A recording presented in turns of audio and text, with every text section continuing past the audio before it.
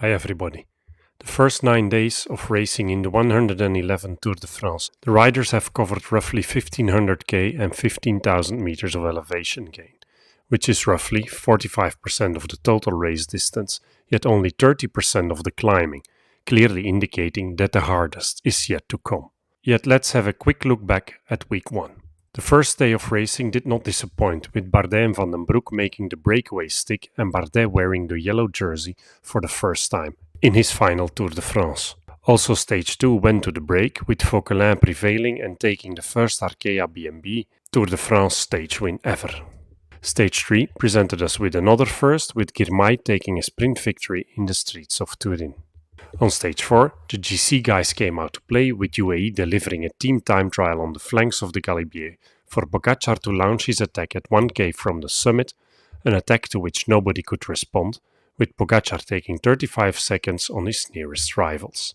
Also stage 5 went into the history books, with Mark Cavendish taking his 35th Tour de France stage win, beating one of Merckx's records in the process.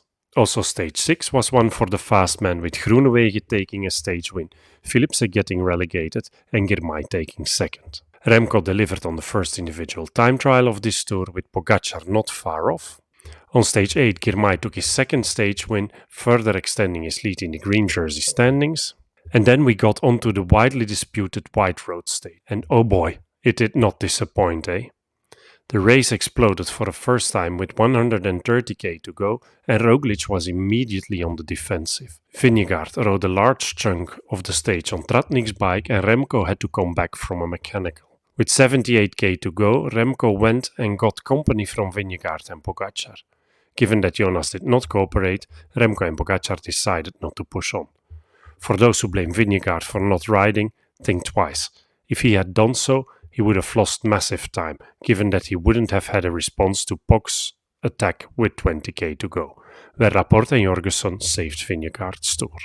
I have been watching Van der Poel all day, thinking he was hiding and would put in a brutal attack. Seemingly, he wasn't saving energy in the end, yet simply didn't have the legs to mount such an attack. In the final kilometer, Stuyven went solo, yet he got caught with 1k to go for Turgis to sprint to victory, ahead of Pidcock and G. Here's the GC going into the first resting day, with G moving up into the top 10. In the green jersey competition, Turgis makes a massive move, yet Girmay extends his lead to 96 points over Philipsen. The KOM standings remain largely unchanged. And here's an overview of what's up in week 2 of this tour, comprising 3 stages for the fast man, stage 10, 12 and 13. Stage 11 has break written all over it, while GC action can be expected on stages 14 and 15. Week 2 will start with another sprint stage. At 187k with under 1000 meters of elevation gain, they don't come much flatter than this. According to the organizers, this stage has crosswind potential, so let's hope the winds are present. Here's the stage odds at the time of recording, with Philipsen, Groenewegen, Cavendish and Girmay the main favorites, and here's the riders to watch in my book. Phil Bahaus at Bahrein Victorious, Marijn van den Berg at EF, Gaviria at Movistar, Cavendish at Astana, Groenewegen at Jayco Alula and Stuyven at Little Trek, Jacobsen at DSM, Demare at Arkea, De Lee at Lotto Destiny and Coquard at Cofidis, Turgis at Total Energie, Jasper Philipsen at Alpecin de Koning and Sam Bennett at AG2R, Pascal Ackermann at Israel Premier Tech, Alexander Kristoff at Yono X and Binyam Girmay at Intermarché. Here's how these fast men have done till date, with Girmay and De Lee the most consistent riders and Ackermann clearly coming into this race.